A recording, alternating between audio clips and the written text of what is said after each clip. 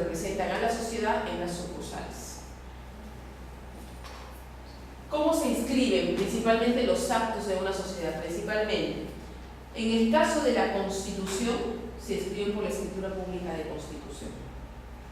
Y en el caso de los demás actos, de los demás acuerdos, se inscriben por copia certificada notarial de su acuerdo. Eso se llama el acta. ¿Qué contiene un acta?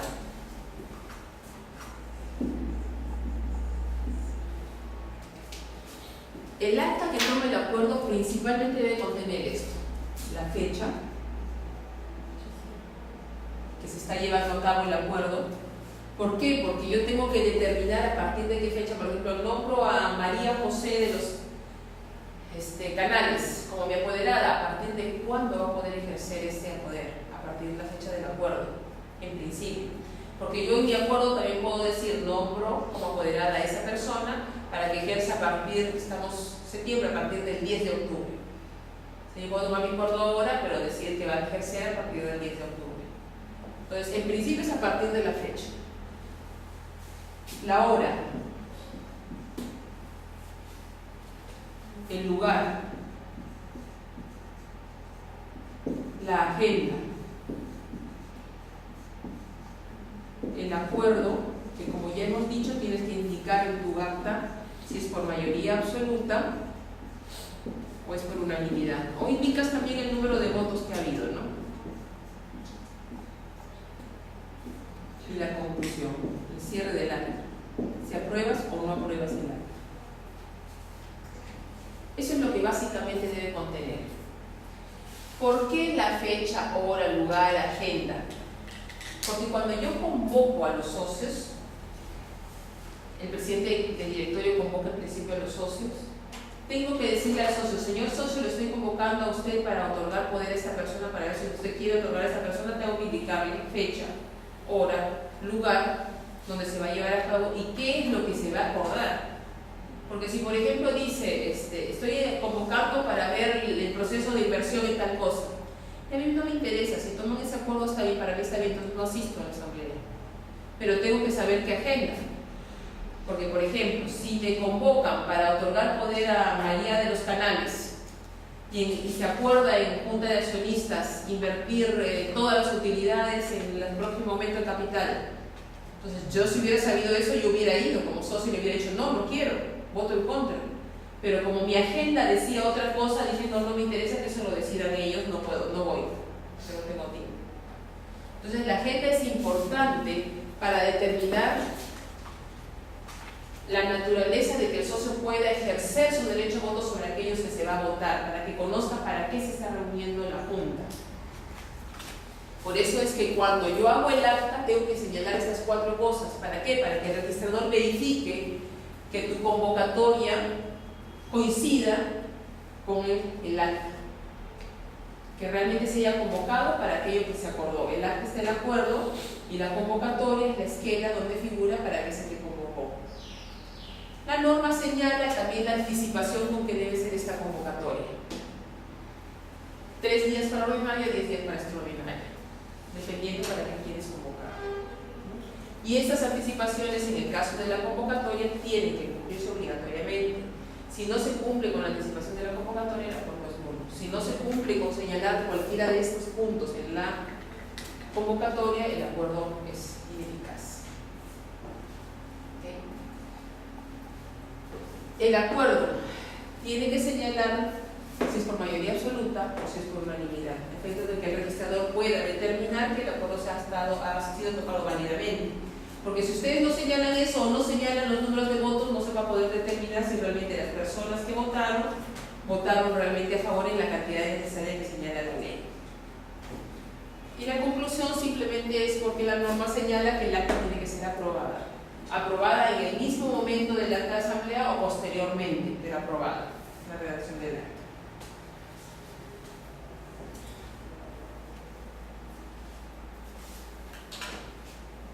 Bien, cuando yo inscribo estos órganos de gobierno en registros públicos, obligatoriamente en el asiento tiene que constar el DNI. Por lo tanto, cuando se nombre cualquier representante de la empresa, director, gerente, apoderado, representante legal, tengo que nombrarlo con su DNI. Si me olvidé, no lo nombré, tengo que acompañar a registros públicos copia de su DNI para que pueda cumplirse con la norma de inscribir en el asiento el número de DNI. Eso para evitar en principio las homonimas, que alguien más pueda ejercer el poder que se otorgó a esa persona, ¿no? Siempre con DNI.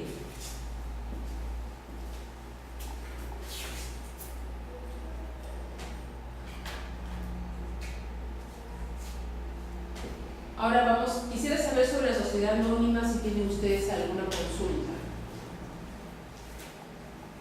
En el caso del directorio, para cualquier de las, la sociedad anónima abierta, cerrada y sociedad anónima, para las tres ese directorio es facultativo, ¿verdad? No, solo en la cerrada. Ah, solo en la cerrada. Claro, solo en la cerrada es facultativo, puedo no tener directorio.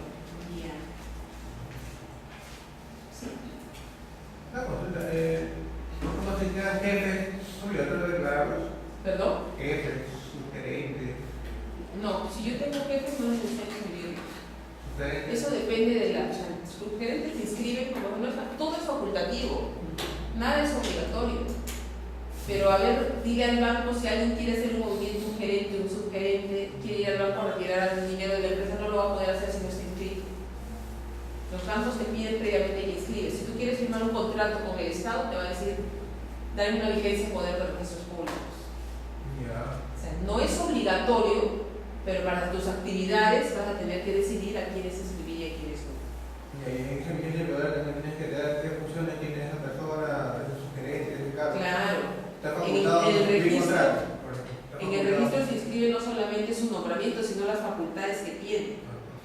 En el registro lo que se pone en la partida registral es todo aquello que tenga efectos sobre terceros. Por ejemplo, si la persona jurídica tiene qué sé yo, nombrar al personal, eso no se pone en la partida registral porque eso no le interesa a terceros, le interesa a la empresa quien nombra personal. Que tienes un jefe que evalúa al personal, eso no se inscribe en registros públicos, porque a terceros no le interesa quién evalúa a tu personal. Pero si esa persona, ese representante va a vender inmuebles, va a poder tener oportunidades para comprar inmuebles, para manejar cuentas, para firmar contratos, entonces sí vas a tener que inscribirlo, porque ninguna persona va a firmar con la empresa mientras su representante no tenga las facultades inscritas en registros públicos. O sea, en principio no hay obligación, pero las mismas actividades que realiza tu empresa te generan la obligación de inscribir en registros públicos.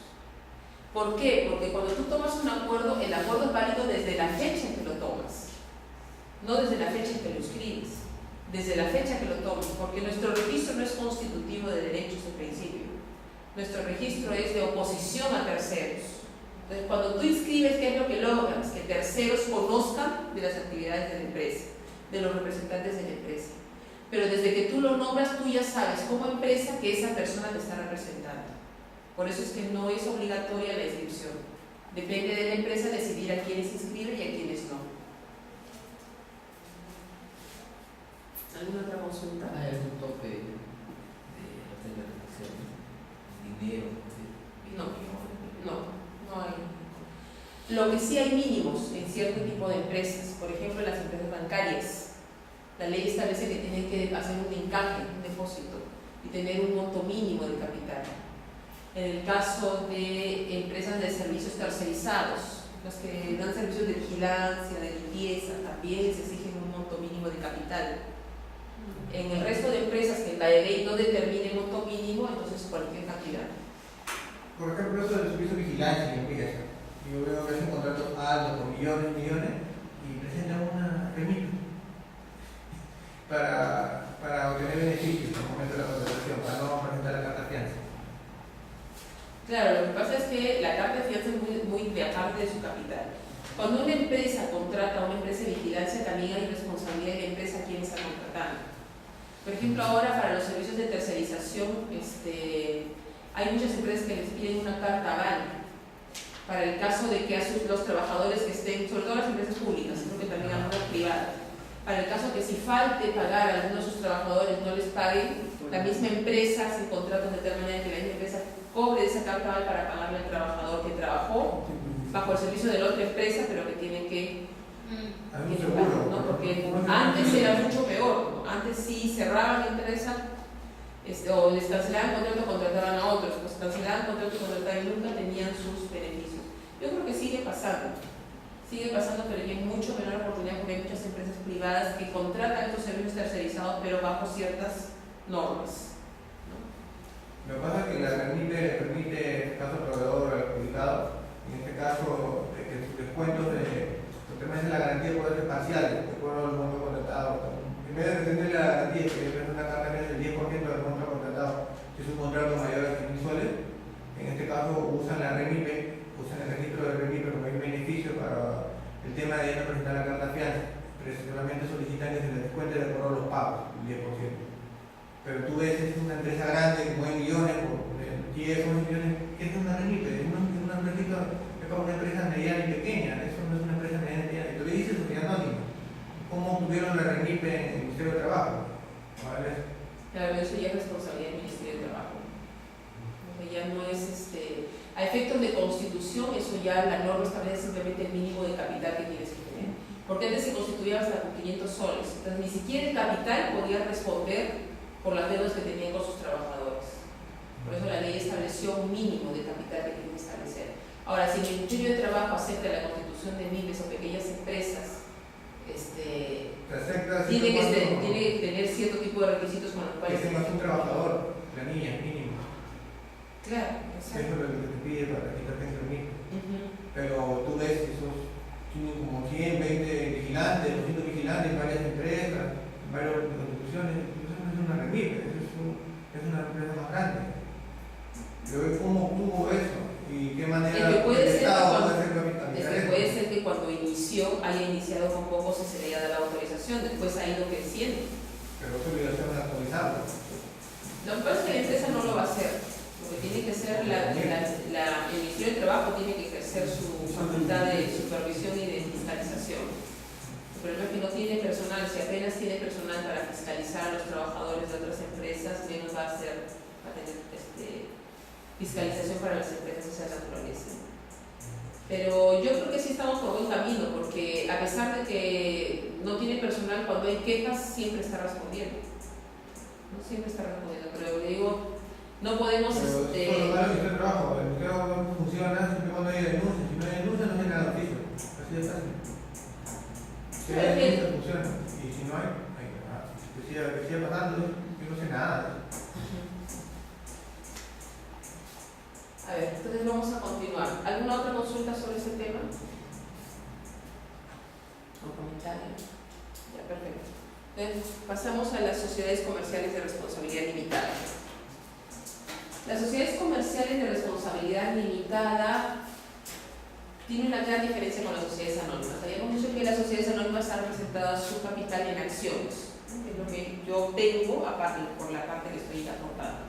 En el caso de sociedades comerciales de responsabilidad limitada, esa aportación que yo realizo a la empresa hacia bienes y servicios me reporta a mí el obtener una participación, no acciones, participación. Y en este caso sí es público, porque todos los actos relativos a las participaciones sí se inscriben en registros públicos. No estoy obligado a llevar un libro de matrícula. Todas las acciones, sean medidas cautelares, embargos, transferencias, donaciones, daciones en pago, se inscriben en registros públicos. Cuando yo quiero vender, tengo que escribir por escritura pública en registros públicos. Capital, en todo tipo de sociedades, hay algo que me había dado, las acciones o participaciones son indivisibles. ¿Qué quiere decir? Yo tengo una acción y esta acción me pertenece en principio a una sola persona jurídica o a una natural. ¿Okay? Si yo quiero que esta acción se divida 50% de una acción, por ejemplo, o esta persona jurídica natural falleció y hay una sucesión intestada. Son dos hijos, A y B. Entonces yo digo, a A le va a corresponder el 50% de la acción y a B el 50%. Yo tengo medio voto cada uno. No se puede. No se puede. O se quedan como sucesión intestada y nombran su representante para votar en la sociedad, o deciden quién se va a quedar con las acciones. Pero esta acción o la participación no puede dividirse. Yo puedo ser también copropietario de una acción, o sea, ya, ¿sabes qué? Nos ponemos de acuerdo y los dos compramos, pero será un solo representante el que vote. Y voy a votar por esa acción, no medio tú, medio yo, o 25% tú, 25% yo. No. El voto es único y la acción es única, no puede dividirse.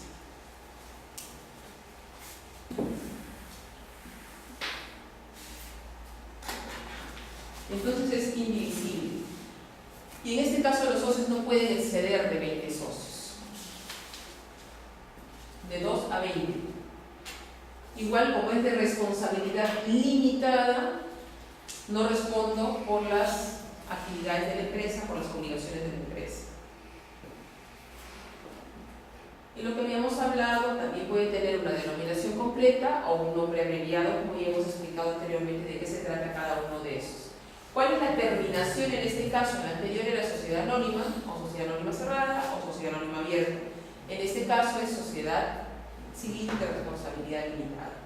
Y la abreviatura no es SC, sino es SRL. La abreviatura de mi tipo societario es SRL. Anteriormente se denominaba SRLTDA, pero ahora ya no, la ley ha cambiado. Sí. ¿Cuáles son las obligaciones sociales? ¿Perdón? ¿Cuáles son las obligaciones sociales? Varias, deudas, ¿Qué son varias? obligaciones, perdón. ¿Qué son varias? Lo que estoy diciendo, deudas, emisión de bonos, emisión de obligaciones, todo lo que tenga que ver. Mis contratos también son obligaciones si he hecho alguna compra, todo eso. Pagos de salud, FPS, También. O sea, solo se responde con las acciones, con el activo de la empresa. No, me refiero a este punto C, que los socios no responden personalmente por las obligaciones. De eso estamos hablando. O sea, Por eso, todas las obligaciones de la empresa, a lo que hemos hablado hace un momento, se responde solamente con el capital de la empresa, con los activos de la empresa. Los socios no responden por eso. No respondo yo con mi casa, con mi carro. Yo soy socio, pero la empresa tiene sus propias propiedades. ¿y cuando el socio es gerente? ¿Perdón? Cuando el socio es el mismo gerente general. Esa es otra cosa muy distinta. El gerente tampoco responde por sus bienes personales. Puede tener una responsabilidad penal, como hemos hablado anteriormente, en caso de haber realizado algún acto o actividad fuera de la ley. Y a medida que esa responsabilidad penal se acredite y todo, aparte, en un proceso aparte, se le determinará si tiene que pagarle al Estado una indemnización. Pero eso es muy aparte, pero ni siquiera el gerente responde por las obligaciones de la empresa, así sea socio. ¿Cuáles son los representantes de la sociedad de responsabilidad limitada? Junta General y gerentes. Aquí no existe directorio, ni puede existir ni siquiera facultativamente. Solo es Junta General y directorio. ¿Alguna consulta sobre esta sociedad? ¿Hay un mínimo también de cuota? 2. Hemos dicho que el mínimo es 2. En principio, para 2 hay una sociedad anónima abierta que hemos dicho que es mínimo 750. ¿Existe un mínimo de capital? No, Pues un solo. no existe mínimo de capital. Hemos dicho que también existe mínimo en cierto tipo de sociedades, lo que vamos a ver hace un ratito, como los bancos, las sociedades que prestan servicios de tercerización. Sí existe, pero solamente para cierto tipo de empresas. Las sociedades civiles.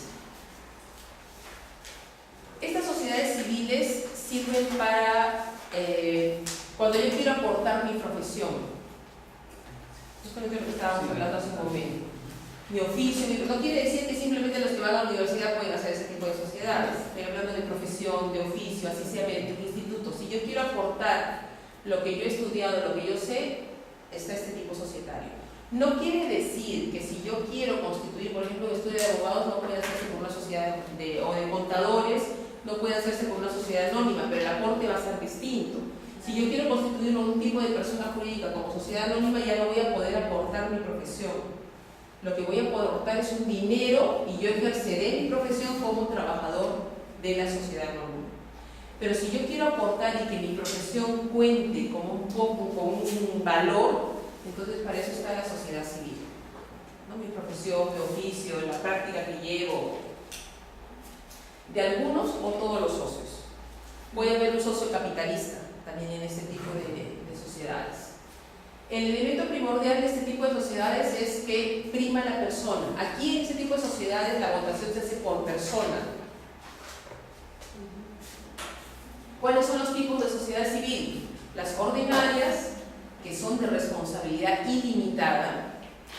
Las ordinarias son de responsabilidad ilimitada y la sociedad civil de responsabilidad limitada.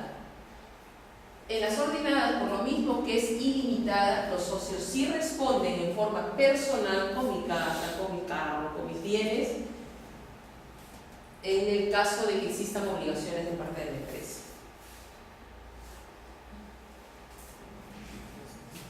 Ahora, en mi misma constitución de persona jurídica yo puedo acordar cómo voy a responder. Por ejemplo, tú vas a responder con el 70% y yo voy a responder con el 30%. Es decir, puedo determinar la forma de responder sobre estas obligaciones. ¿Y la cual no es recomendable crear una sociedad civil? Si es de responsabilidad limitada. Pero si es limitada, sí podrías hacerlo. Tienes la opción de elegir. Y de repente, si tú estás aportando tu profesión, el otro socio, como está aportando el capital, ya le interesa porque tú eres famoso, vas a traer clientes y todo, ya yo voy a responder por el 70%, tú solamente por el 30%. Entonces, si alguien te ofrece eso, de repente sí te interesa hacer una limitada. Todo depende de los socios, depende de qué actividad quieres hacer, si quieres tener directorio o no quieres tener directorio, cuánta cantidad de socios quieres tener, para qué te quieres dedicar. Para elegir qué sociedad tienes que hacer, tienes que conversar con tu socio y ver qué es lo que quieres hacer. Y dependiendo de lo que quieras, a dónde quieras guiarte, tienes que decidir. Lo que no quiere decir que si tú elegiste una sociedad de responsabilidad limitada y de pronto te das cuenta de que no encuentras mucha inversión por lo que dice SRL, porque a veces las sociedades anónimas tienen más peso que una SRL, no te puedas transformar. Siendo la misma sociedad, vamos a verlo más adelante, te puedes transformar y convertirte en una sociedad anónima, no perdiendo tu personalidad jurídica. Más adelante lo vamos a ver en la segunda parte de esta. Bien, estas sociedades civiles de responsabilidad limitada, como ya hemos dicho, responden personalmente, y la sociedad, en el caso de las limitadas, responden solo con su patrimonio.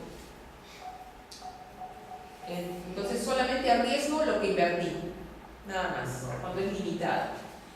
¿Cuál es el número máximo de socios en ese tipo societario? 30. Y como ya hemos dicho, mínimo 2. Pero máximo en este tipo de sociedades 30.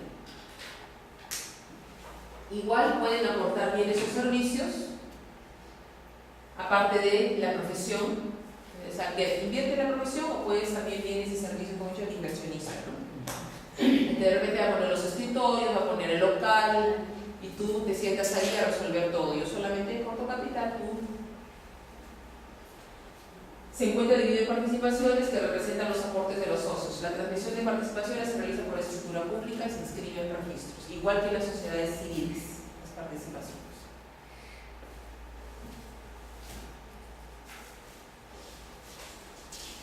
Ahora pasamos a otro punto. ¿Alguna consulta sobre los tipos societarios? ¿Aquí? No hay una junta de acreedores. Esa es otra cosa. No es lo mismo. ¿Se acuerdan que hablábamos sobre la disolución, liquidación y la extinción? Cuando en Indecopi hay un proceso en el cual cuando mis deudas, para hacerlo más sencillo, cuando mis deudas superan mi patrimonio, cuando mis deudas superan mi patrimonio puede haber dos vías. Yo como propietario me doy cuenta de eso y voy a Indecope y presento mi plan de reestructuración para poder pagar. Solicito un proceso de reestructuración. O de lo contrario, los acreedores se dan cuenta y solicitan la disolución o el proceso de reestructuración a Indecope. Indicopin inicia un proceso verificando todos los papeles que se han presentado, toda la documentación, y nombra una junta, o sea, se nombra o se reúne una junta de acreedores. Cuando tú has acreditado tus deudas, cuando has acreditado con documentación que eres acreedor de esa empresa, así como la junta de accionistas, se nombra una junta de acreedores. Se determina la disolución y la junta de acreedores, o sea, la junta de accionistas deja de administrar la empresa, el directorio, los apoderados, todos dejan de administrar la empresa, dejan de ser representantes. Asume toda la administración la junta de acreedores y ellos son los que deciden dos caminos: o se van por el camino de la reestructuración patrimonial o se van por el camino de la disolución y liquidación. Pero inmediatamente la junta de acreedores se instala, todos los demás administradores dejan de ser administradores. En principio, ¿no? Porque, por ejemplo, si se va por la reestructuración y hay una posibilidad de un aumento de capital y la junta de acreedores lo acepta, puede tomar hasta esa decisión.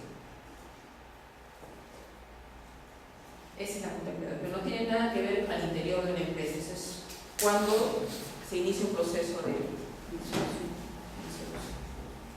¿Cuáles son los actos que se inscriben en el registro público? Los que vienen aquí, todo el artículo 3 del reglamento. El pacto social y el estatuto. ¿Por qué hay diferencia entre el pacto social y el estatuto? El pacto social es el acuerdo. Antes del estatuto yo acuerdo constituir una empresa, acuerdo que la voy a constituir con tal persona, acuerdo que voy a otorgar, que me voy a constituir como este tipo societario y acuerdo que voy a otorgar un estatuto. Ese es el pacto social, que normalmente viene en una minuta los primeros capítulos. Y en la minuta se inserta el estatuto. El estatuto es ley entre las partes, entre los socios que constituyen la sociedad. Es como una ley, se tiene que respetar. Ese es el estatuto. ¿Qué contiene el estatuto? Denominación, duración, los órganos societarios, cómo van a funcionar esos órganos societarios. Tú puedes simplemente decir de acuerdo a la ley, porque la ley general social establece fobia, establece plazos de convocatoria, lo que no quiere decir que tú puedas establecer mayores plazos que los de la ley. La ley te establece los mínimos, tú puedes establecer máximos, más de la ley, pero nunca menos de lo que establece la ley. Si la ley, por ejemplo, te dice vas a convocar con 3 días de anticipación, tú puedes poner que voy a convocar con 5 días de anticipación, más. Pero no puedes poner con 2, porque ahí estarías yendo en contra del mínimo de la ley. Si la norma te dice que ese acuerdo lo puedes hacer con 50% más 1, tú puedes decir, no, ese acuerdo yo lo quiero tomar con 60% de mis acciones. Eso lo puedes determinar en tu estatuto. La norma te dice tus órganos básicos, gerente general, directorio, junta de accionistas. Tú puedes tener en tu estatuto expresamente, vas a tener un gerente general, un subgerente general, un gerente administrativo, un subgerente administrativo y etc. Puedes establecer. Y ese estatuto y ese pacto social es el que se inscribe en el registro público. Y las modificaciones de ese estatuto. No quiere decir que tú apruebas tu estatuto y ese queda perenne de por vida. Puedes modificar a medida que tu sociedad va funcionando, porque puede ser que cambies de opinión en algún momento, ¿no? Que hayas determinado que tus acuerdos son con 50% más 1, pero en el camino con tu socio digan no, vamos a buscar un inversionista, entonces mejor que este tipo de acuerdos que son de aumento de capital, o va a entrar una tercera persona, ya no lo puedan tomar 50% más 1, sino el 60%. Entonces yo modifico mi estatuto mediante acuerdo y puedo modificar las normas que desde un principio me rigieron anteriormente. Igual que cualquier acuerdo, yo puedo, en principio, el acuerdo se torna válido desde la fecha en que yo tomo el acuerdo. Pero si en mi junta, donde yo tomo el acuerdo, digo, este va a ser válido desde una fecha posterior, puede ser. Nunca anterior, puede ser posterior. Depende del acuerdo de la asamblea, de cualquier tipo de acuerdo. Las resoluciones judiciales referidas a la validez de ese pacto o de ese estatuto. El nombramiento de todo tipo de administradores, como hemos visto, ¿no? Los representantes, gerentes, directores, apoderados. La delegación de facultades. Yo puedo delegar facultades mientras tenga facultad para delegar. Por ejemplo, si a mí me han otorgado poder para vender una casa, yo no puedo ir y decir, ya saben que hoy día me voy de viaje, mejor que Menganito lo haga. Le otorgo poder a Menganito para que venda la casa. No. Para que yo pueda delegar en tercera persona mi poder, tengo que tener poder, además de venta de la casa, el de poder delegar mi facultad. Tiene que estar expreso, ¿no? Tiene que ser expreso, así es, que yo pueda delegar. La emisión de obligaciones o sus modificaciones, esas obligaciones se refieren a la emisión de bonos u otro tipo de obligaciones determinadas por la Ley General de Sociedades. No las obligaciones que hemos estado viendo anteriormente, sino las obligaciones basadas en documentos, en papeles. Las resoluciones judiciales que afecten las participaciones, hemos visto que las transferencias o todo tipo de algo, en el caso de las participaciones, si se inscriben en el registro público, ¿no es cierto? Sí, dime. Los laudos arbitrales, eso es tema de contrataciones. Los laudos arbitrales sobre este tipo de actos sí se inscriben. Pero, por ejemplo, si tiene que ver con un contrato, no, porque mientras el contrato no esté inscrito, no se inscribe el laudo arbitral sobre ese contrato, porque puede ser un contrato privado de la empresa. Pero los laudos arbitrales que tienen que ver con todo este tipo de actos, sí se inscriben. Igual que las resoluciones judiciales que tengan que ver con todo este tipo de actos. La fusión, la escisión, la transformación, que la vamos a ver en la segunda parte de este seminario. La disolución, que ya hemos visto de qué se trata la disolución y de qué se trata la extinción, que son dos actos diferentes en el proceso de liquidación de una empresa. Los convenios societarios entre socios que no versan sobre acciones. Por ejemplo, cuando yo hago mi estatuto, el estatuto es norma entre todos los socios. Pero suponiendo que yo tengo un negocio por ahí que me está funcionando bien y le digo a uno de los socios, ¿sabes qué? Necesito dinero porque quiero invertir en la empresa porque va a haber un momento de capital. Entonces quiero que tú me prestes y yo te doy las acciones que yo tengo, te las doy en prenda para que tú votes por mis acciones por cierto tiempo mientras yo te pago lo que me estás prestando, pero hay un monto de capital de ese precio, pues quiere participar. Entonces lo que yo puedo hacer entre los socios es un convenio societario. Yo socio con el otro socio en un convenio que me va a ligar entre los dos. O puede ser también un convenio sobre un acto especial entre los 5 socios. Por ejemplo, hago un convenio entre todos los socios que no voy a poder vender mis acciones de acá a 2 años. En cierto tipo societario se puede hacer eso. Entonces, ese convenio no se inscribe. O puede inscribirse cuando trata sobre participaciones. Pero cuando trata sobre acciones, por ejemplo, no, en el préstamo que hemos hecho, los préstamos no se inscriben. Por tanto, el convenio existe, va a quedar, pero no se inscribe. A eso se refieren los convenios societarios entre los socios, que no versen sobre acciones. Los convenios que versen sobre participaciones, distintas a las sociedades anónimas, porque las sociedades anónimas tienen acciones. El establecimiento de sucursales y los actos vinculados. Ahora vamos a tratar lo de las sucursales.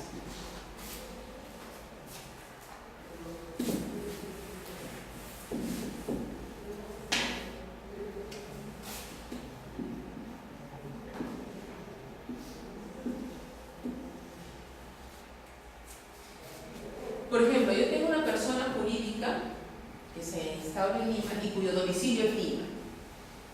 Pero sin embargo quiere abrir una empresa en Tacna. ¿Cómo hace para administrar la empresa que va a abrir en Tacna sin aperturar una nueva persona jurídica? Quiere seguir siendo ella misma. Lo que hace es aperturar una sucursal. ¿Cómo se establece una sucursal? La sucursal le tengo que nombrar un representante. Tengo que darle un capital a la sucursal e indicar qué parte de mi objeto social va a ejercer. Por ejemplo, yo me dedico, como estas grandes empresas grandes, por ejemplo el DUIT, que se dedican a la venta de esos bienes que venden el DUIT, aretes, maletines, esas cosas, pero también tiene alimentos. Entonces, su objeto social es variado. Entonces, es variado. Pero yo digo, esta sucursal de tal no solamente se va a dedicar a lo que hace el DUIT, a la parte de venta de ese tipo de objetos. Entonces, cuando yo constituyo la sucursal, tengo que indicar el capital que le estoy asignando porque va a responder. No quiere decir que yo no voy a responder si tiene alguna obligación adicional, pero tiene que tener un capital para funcionar y no tener, de repente, si tiene alguna deuda, tener que estar yo enviándole un dinero para que recién el acreedor espere que yo le mande el dinero y él pueda pagar. Tiene que tener un capital para funcionar. El capital, el representante legal y el objeto al cual se va a dedicar. Eso es lo que tengo para formar una sucursal. Y esta sucursal se administra independientemente de la matriz. Yo que estoy en Lima soy la matriz, las demás son sucursales. Es muy distinto hablar de filiales. Filiales es que yo simplemente voy a abrir, no es que la empresa va a trabajar allí, voy a abrir simplemente una oficina para que yo tenga representación ahí, que tenga una imagen o que alguien pueda ir a reclamarse de esa zona. Yo puedo tener sucursal en Arequipa, pero puedo abrir 10 oficinas, 10 filiales. No quiere decir que cada una de esas oficinas en Caima, en Cayoma, sean sucursales. ¿Ok?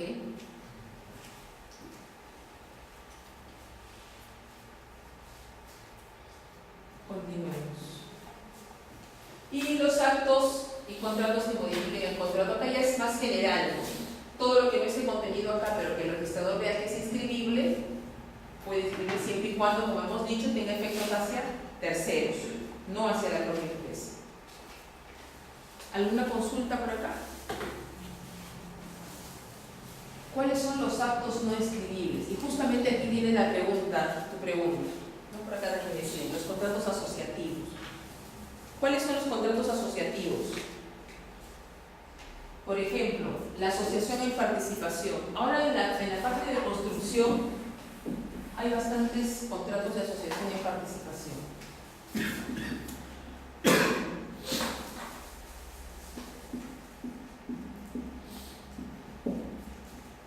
Las corporaciones. No. Los contratos corporativos.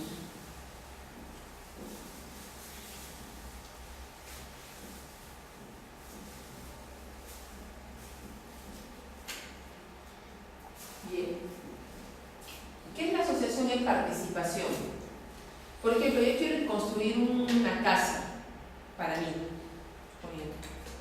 Hay otro amigo que también dice, oye, sí, estoy buscando terreno para construir mi departamento. Y otro amigo por ahí también te comenta. Entonces, digo, si vamos a comprar los tres por cada uno por su lado, nos va a costar ¿cuánto? 500.000 un departamento. Le dice, yo conozco un terreno, ¿por qué no lo compramos entre los tres y construimos, contratamos a alguien para que nos construya? Pongámonos de acuerdo qué piso va a ser cada uno, con qué material se va a construir, qué es lo que hasta dónde se va a llegar, porque por ejemplo algunos contratos en participación hasta que se construye el casco y cada uno ya implementa su departamento como quiere, qué piso le va a tocar, cuántos estacionamientos a cada uno, si se va a ver zonas comunes, etc. Entonces, en la asociación en participación se unen para hacer un negocio en particular. Una vez que se ha unificado, realizan el proceso y después se termina. El contrato culminó. Eso es un contrato y eso no se inscribe.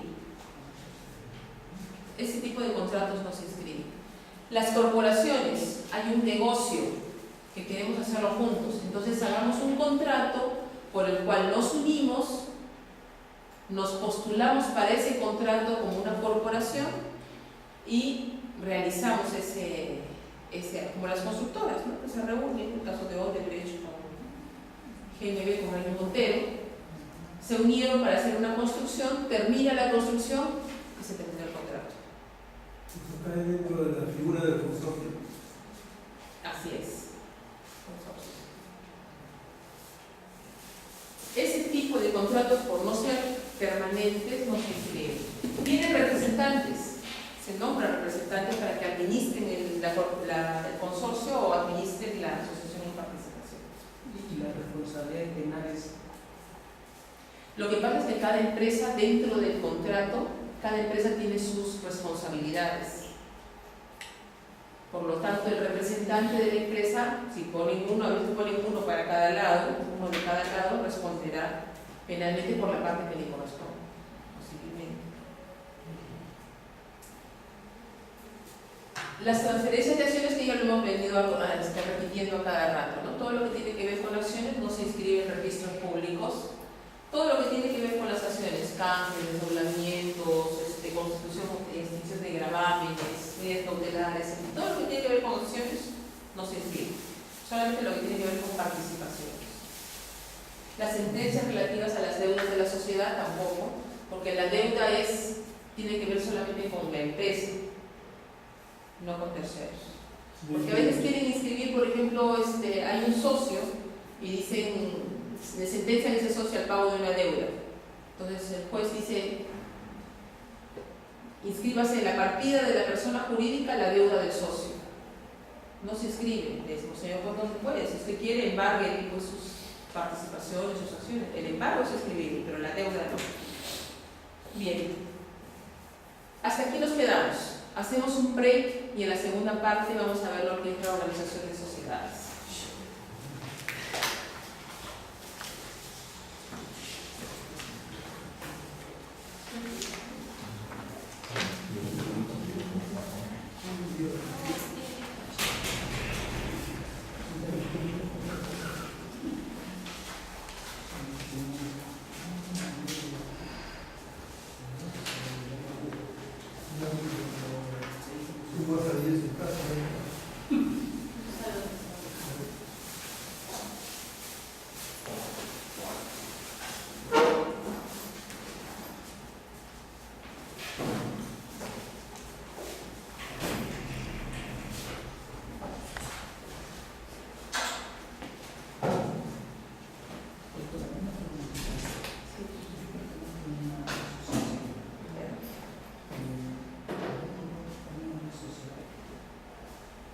Sí, ahora vamos a ver.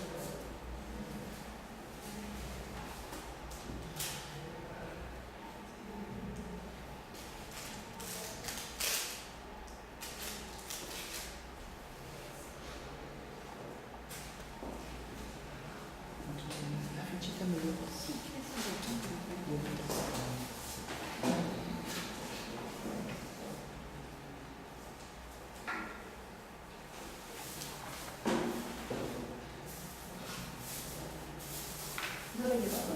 No, solo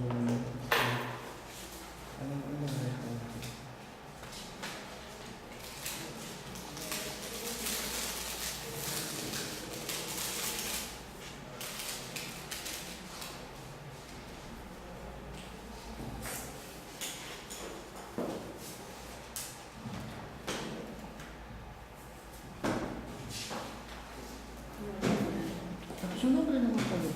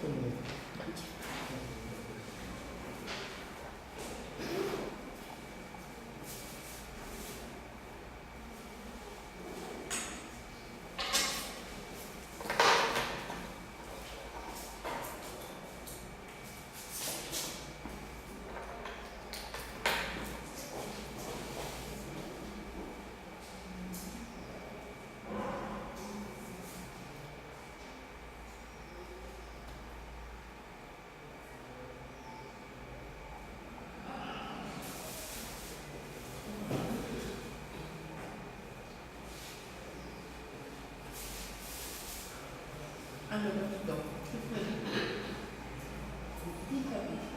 ¿Qué fue? ¿Qué importa? Ah, ¿ya está ya? Ya, papi. Ay,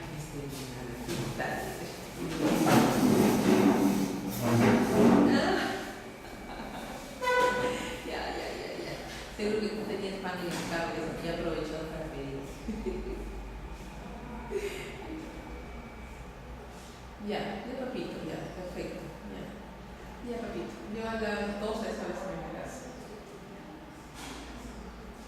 Ya, papito, aquí, gracias. Chao, papito.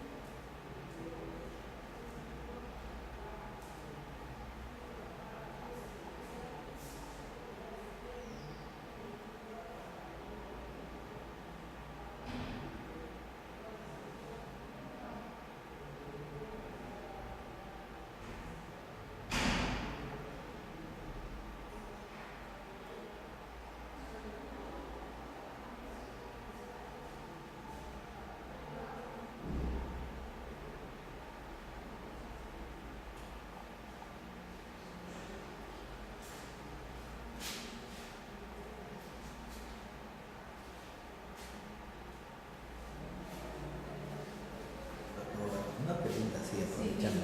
Mire, pusimos una cabina de internet hace años con un amigo. Y todos fuimos mitad.